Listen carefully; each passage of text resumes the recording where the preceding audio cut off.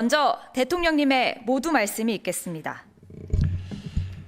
네, 국민 여러분, 그리고 이 자리에 함께하고 계신 이 전문가 또 패널 여러분 반갑습니다. 분위기가 심각하죠? 네, 심각한 주제일수록 좀 밝은 마음으로 토의하면 좋겠습니다. 사람이 세상을 살아갈 때 의식주가 중요하다고 보통 얘기하죠. 보금자리, 가족과 함께 살아갈 물리적 공간이 좀 편안하고 좀 그야말로 쉽게 활용할 수 있을 정도로 접근이 가능해야 되는데 어느 날부터인가 이게 주거 수단인 동시에 이게 돈을 버는 수단이 됐던 것 같습니다. 뭐 지금도 주택이라고 하는 게 꼭 주거 수단이기보다는 투자 수단이기도 하죠. 뭐 그 기능을 전혀 우리가 무시할 수는 없습니다. 근데 문제는 그 비중이 어느 정도냐, 이게 또 관건이 아닐까 싶습니다. 대한민국 국민들의 자산 보유 현황을 보면 부동산이 가장 많다고 해요. 그리고 객관적 수치로 봤을 때 부동산의 가격, 비중 이런 게 전 세계에서 아마 가장 높은 쪽에 속하지 않을까 싶습니다. 그리고 한때 경험이긴 하지만 이게 이제 좁은 국토에 많은 사람들이 더군다나 또 특정 지역에 집중되다 보니까 부동산 특히 토지는 제한돼 있죠. 근데 수요는 계속 늘어나다 보니까 계속 가격이 상승해서 일본이 한때 어려움을 겪었습니다. 계속 가격이 계속 오르다가 결국 어느 한계점에 이르면서 그게 소위 풍선처럼 터졌다는 거죠. 그래서 지금 뭐 잃어버린 30년, 20년 이런 얘기도 나왔습니다. 우리도 사실은 그 정점을 향해서 달리고 있지 않냐는 그런 걱정을 하는 분들도 꽤 있습니다. 이제 그 어떤 대책이 좀 필요하다라고 하는 게 우리 국민들의 공감대이기도 해요. 그래서 이 문제는 사실 매우 어렵습니다. 모든 정권들이 이 문제를 해결하기 위해서 애를 써왔죠. 근데 묘하게도 국민들 사이에 이런 인식이 생겼습니다. 어떤 유형의 정권이 들어서면 오르더라. 어떤 유형의 정권이 들어서면 내리더라. 이게 이제 몇 차례의 경험을 통해서 마치 진리처럼 이렇게 인식되기 시작한 측면도 있습니다. 뭐 여러분들이 많이 이따 분석해 뭐 주시겠지만 주택 공급이라고 하는 게 사실 매우 중요하잖아요. 가격에서. 이게 정책적으로 일정한 가격을 우리 정한다고 해서 정해지지 않죠. 자본시장 원리에 따라서 수요와 공급에 의해서 가격이 결정되지 않습니까? 그래서 뭐 누군가 그렇게 얘기하죠. 공급을 늘리면 해결이 되는데 문제는 어디에서 어떻게가 마땅치 않다는 거죠. 과거에 수도권이 계속 팽창할 때는 그린벨트를 풀어가지고 대규모 이제 주택단지를 만들거나 신도시를 만들면서 문제를 해결해 왔는데 이제는 서울의 어딘가 우리가 택지 개발을 해보려고 찾아보면 거의 찾기가 어렵죠. 또 인근 주민들은 왜 그 좋은 땅을 훼손하려고 그러냐 이렇게 반대하고 또 일부에서는 왜 있는 땅을 놀리냐 거기라도 훼손해서 집을 지어야지 뭐 이런 입장도 있습니다. 어쨌든 공급의 한계가 뚜렷하죠. 수요 측면도 보면 그렇죠. 수요도 내가 좀 더 쾌적한 집에서 살기 위해서 뭐 집을 늘린다든지 아니면 뭐 새를 살다 나는 이제 안정적인 내 집을 구해야 되겠다라고 해서 집을 사겠다, 취득하겠다는 이런 통상적 수요도 있는 반면에 집을 사놓으니까 보통 오르더라. 물가 이상으로 오르니까 이익이다. 한 채 사는 것보다는 두 채 사는 게 낫다. 3억짜리 사는 것보다는 30억짜리 사는 게 훨씬 효율적이다. 내 돈은 없지만 대출 받아서 사자. 이렇게 해서 누가 그런 얘기도 한번 했죠. 나 평생 한 채 한 채 사 모으다 보니까 이렇게 됐다. 뭐 이런 얘기도 있었는데, 그래서 투자용으로 또는 심하게 얘기하면 투기용으로 사는 경우도 있고 앞으로 혹시 필요할지 모르니까 더 나쁜 상황이 대비해서 미리 사놓자 뭐 이런 가수요들도 있죠. 그래서 그 부동산 가격이 많이 변동하는 것 같습니다. 여기에 이제 간접적으로 영향을 미치는 게 조세 제도죠. 오늘도 아마 집중적으로 논의될 가능성이 많은데, 조세 제도라고 하는 것은 국가 재정을 확보하기 위해서 공정하게 국가 구성원 모두에게 부담하는 재정적 부담인데, 이걸 특정 영역의 수요를 억제하기 위해서 또는 공급을 늘리기 위해서 활용하는 건 약간 예외적인 상황이죠. 조세 제도의 원래 목적에서 사실은 살짝 벗어난다고 할까? 뭐 그것도 하나의 목적 중에 하나이긴 하지만 주 목적은 아니죠. 그래서 이 조세를 통해서 수요 공급에 관여하는 것이 과연 정당하냐, 또 어느 정도 개입하는 게 온당하냐, 이런 논쟁도 있을 것 같습니다. 그 외에도 예를 들면 금융 정책에 대해서도, 금융이라고 하는 그런 거죠. 괜히 돈 벌어서 내가 어디에 영업을 위해서 또는 뭐 개인적 관계에서 빌려주거나 이런 것을 국가가 관여하기 쉽지 않습니다. 그런데 금융기관들의 대출 여력, 이거는 사실은 국민들의 것이기도 하죠. 금융은 공적, 반쯤은 공적인 것이죠. 소위 국가 발권력이라고 하는 국민들의 위임된 권력의 일부죠. 그래서 이거를 누가 쓸 것이냐, 누구에게 그 금융을 활용할 기회를 줄 거냐는 결국 정책의 문제로 치환될 수 있을 것 같습니다. 그래서 이 논쟁도 많죠. 돈을 벌기 위해서 집을 사는데 돈을 빌려줘야, 금융을 활용할 수 있게 해줘야 되는 거냐. 사실 그렇게 되면 돈을 벌기 위해서는 주거용이라기보다는 뭐 투자, 투기를 위해서 금융을 활용해서 집값이 과도하게 오르면 그 집을 필요로 하는 국민들은 사실 피해를 보게 되죠. 그래서 국가 구성원 사이에 누군가는 국가 역량을 활용해서 누군가에게 피해를 입히면서 이익을 얻는다. 바람직하냐? 이거는 결국 또 정책적인 문제일 것 같습니다. 그래서 오늘은 또 이 금융 분야에 대해서도 아마 많은 의견들이 있을 것 같아요. 누구에게 주로 이익을 활용할 수 있게 할 것이냐. 의견을 한번 또 모아보겠습니다.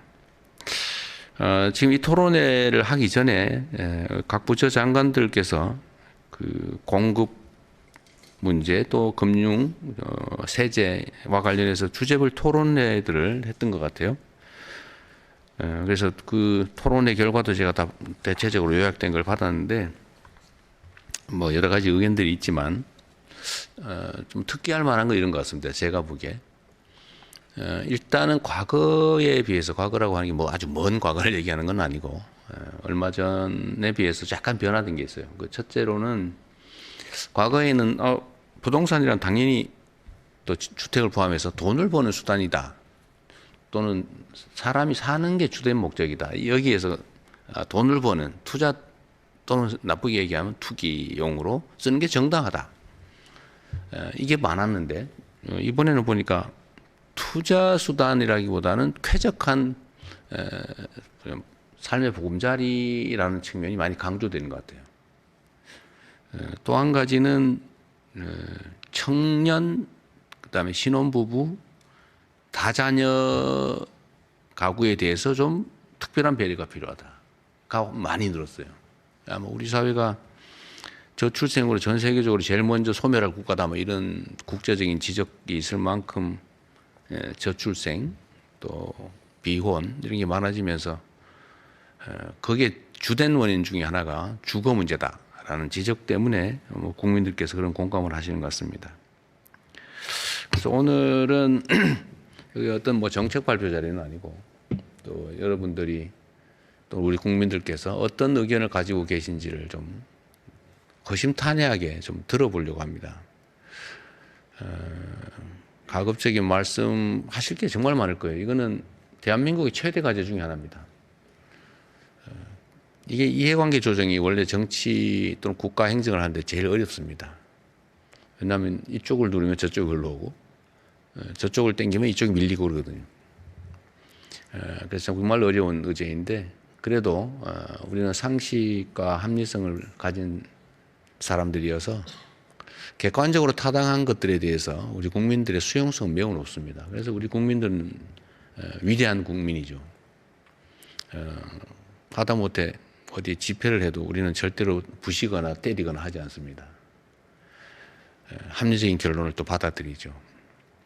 그래서 저는 이 부동산 문제도 물론 어렵긴 합니다만 정부도 최선을 다하고 우리가 또 이 주제에 대해서 허심탄회하게 토론하고 또 상대의 입장을 들어보고 그러다 보면 우리는 일정한 선에 합의가 사회적 합의가 가능할 거라고 봐요. 그래서 오늘도 뭐 여러 가지 논란들이 있겠지만 여러분들이 내주시는 의견들이 우리 정책 결정에 크게 도움이 될 겁니다. 물론 뭐 제가 이걸 다수결에 의해서 결정하거나 그러지는 않을 거예요. 그러나 많은 국민들의 의견을 듣는 건 정말로 중요하죠. 그리고 그게 합리성이 있다면 당연히 다수의 의견을 따라가야 되겠죠. 그게 약간의 이제 갈등과 저항을 수반하더라도 또 그런 걸 하라고 저 같은 사람을 뽑아놓은 거 아니겠습니까? 보통 이렇게 선출직 공무원들한테는 큰 권력이 주어지죠. 권한, 권력. 이제 권력이라고 하는 게 그런 거죠. 원하지 않는 상황을 수용할 수밖에 없게 하는 힘. 그 이제 그게 권력인데 그걸 아무 때나 막 쓰면 안 되고 국민들 사이의 이해관계를 조정을 하는 겁니다. 첫째로는 팩트에 기반해야 되겠죠. 예를 들면 허위 사실에 기반하거나 아니면 가정에 기반해서 논쟁을 하면 논쟁이 아니라 싸움밖에 안 됩니다. 그래서 객관적인 팩트를 정확하게 확인하고 두 번째로 각자의 주장을 정확하게 하고 세 번째로는 그 이해관계들을 조금씩 조정해 보는 거죠. 그러면 이제 어느 정도 접근을 합니다. 최선을 다해서 노력해보고 그런데 마지막까지 접근이 안 되는 영역이 많이 있습니다. 그리고 사람이 원래 그럴 수밖에 없죠. 자기 입장이라고 하는 것도 있고 처한 상황도 다 다르기 때문에 최종적인 합의에 이르기는 쉽지 않아요. 그럼 요 간극이 생겼을 때 이걸 강제로 또 본인이 원하지 않지만 이렇게 최종 결론에 이르게 하는 힘이 바로 권력이고 근데 그런 걸 하라고 우리가 대리인 공직자들을 뽑아놓거나 임명하는 거죠. 그런데 여기에는 필수적으로 불만이 따릅니다. 나는 요거까지밖에 안 하는데 강제로 요거까지 끌고 오잖아요. 이쪽 사람도 여기다 강제로 이제 끌려온 거죠. 그러면 일단 흡족하지 않죠. 싫죠. 그리고 심하게는 반발하죠. 그런데 이거는 책임의 영역입니다. 권한을 행사하면 그 권한에 따른 만큼 책임을 지는 거죠. 그래서 저는 언제나 공직자의 최대 덕목은 책임을 지는 거다 이렇게 생각합니다. 비난도 감수해야 될 경우가 있죠. 그다음에 일정한 정도의 갈등과 저항도 감수해야 될 겁니다. 그러나 그 전에 최대한 많은 분들의 의견을 모으고 조정할 필요가 있겠다 그 생각이 들어요. 제가 이번 주 내일이죠. 내일은 다시 또 그 남미 중남미 쪽 장기 출장을 가기 때문에 그 사이에 우리가 또 시한이 또 있는가 봐요.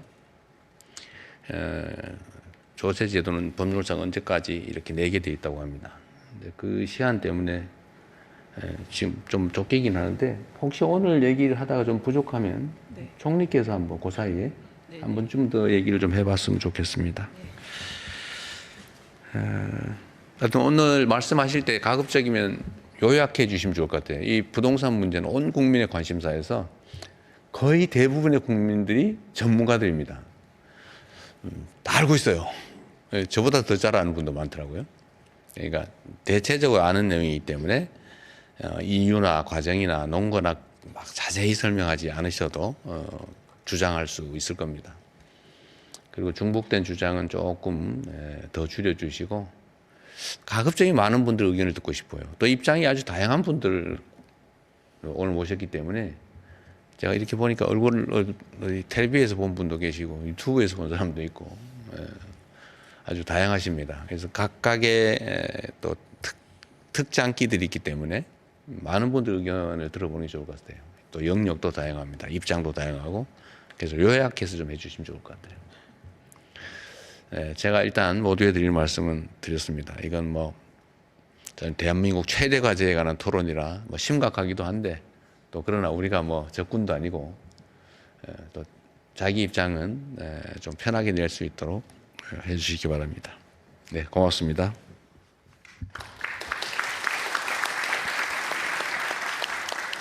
네, 말씀 감사합니다. 대통령님 말씀하신 대로 정부는 오늘 토론회에 앞서 오프라인과 온라인을 통해 부동산 정책에 대한 국민 여러분의 다양한 목소리를 들었습니다. 지난 14일